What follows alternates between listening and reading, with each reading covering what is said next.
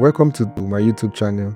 So today I'll be talking about a very sensitive topic, which is the body, soul, and the spirit. So, and our reference will be from the Bible. Now, the question now remains, how did man get his body, the spirit, and soul? According to Genesis 2, verse 7, we will see that God first created man from the earth, which is the body of man.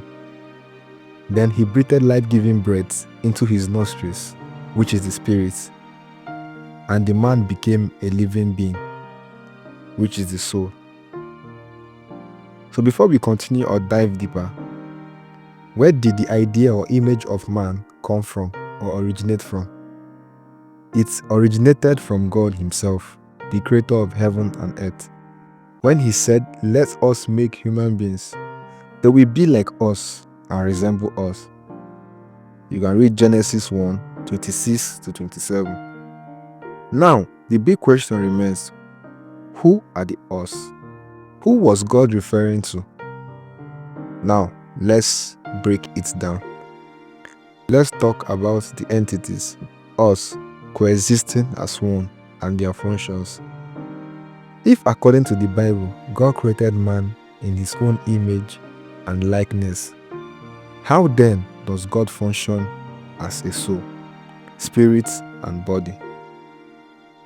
God the Father, which is the soul, God the Holy Spirit, which is the spirit, and God the Son, Jesus Christ, which is the body. Now, let's reference the Bible for a better understanding. You can read Genesis 1 to 31. This is the story of the creation.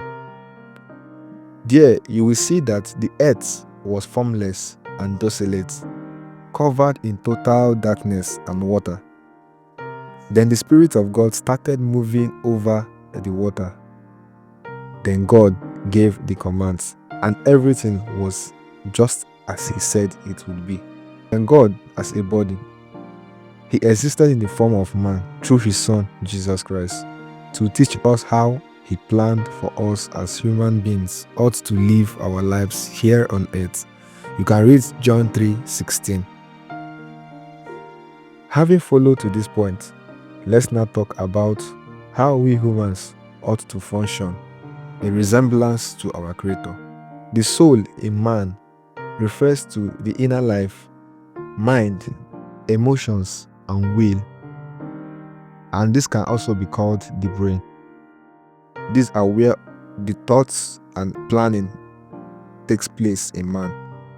Then the spirit is the immaterial part of humans that relates to God.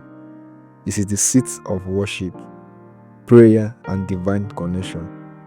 And this can also be called fuel to action. The body, which is the physical, tangible part of humans, and it is temporal, can also be referred to as an earthly tent. For you to exist and function on earth, you need a body, and this houses the soul and the spirit.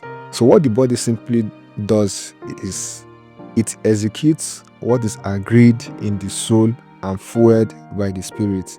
So our final thoughts on this topic: for you to function as a full human being, you must learn to be aware and control the soul, the spirit, and the body. In order for you to successfully do that, you must connect to the Creator and be in alignment with his purpose, for he has given all humans the power to possess, control, and dominate the earth. Read Genesis 1:27 to 28.